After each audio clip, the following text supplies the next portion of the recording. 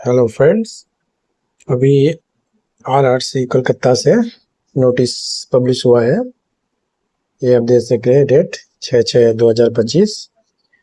Recheck of documents against CNRRC 10/2019। इस notice पे उन्होंने ये बताया है कि it's by informed that after the completion of first round document verification, all posts corresponding to medical standard B2 and C1 were executed according during to second and seventh round DB. All non-PW candidate who cleared the DB were referred for medical examination under the medical standard A2 B1 only.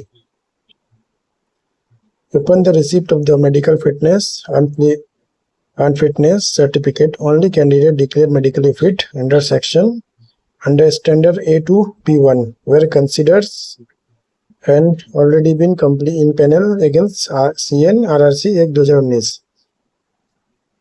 उनका कहना है कि उन्होंने first से round जो dB हुआ था उसमें जितने भी A2 B1 के कैंडिडेट थे या B2 C1 के उन्हें पैनल में सबमिट कर लिया गया था। उसके बाद फिर सेकेंड टू सेवेंथ राउंड हुआ, उसमें भी कुछ A2 B1 कैंडिडेट बच गए थे, जिनमें टोटल 79 कैंडिडेट और total 79 candidate were declared medically unfit for A2 B1 standard as there were no available post under B2 and C1 at that time their candidature was cancelled। तो B2 C1 में post vacant ना होने के कारण उन्हें panel में नाम नहीं दिया गया था। तो अभी वो इनका कहना है कि subsequently follow the initial empanelment process of few vacancy under A2 B1 medical standard are arisen due to resignation or demise or some candidate within 1 year of joining. In the view of this component, authority has been decided to provide the final opportunity for re-medical examination to affected candidate, this time considering medical standard A2 to C1। उनका कहना है कि last कुछ दिनों में जो भी कैंडिडेटों ने ज्वाइनिंग के बाद रिजाइन कर दिया है या किसी की मौत हो गई है 1 साल के अंदर में, तो कुछ वैकेंसी खाली हुई है A2 B1 स्टैंडर्ड की।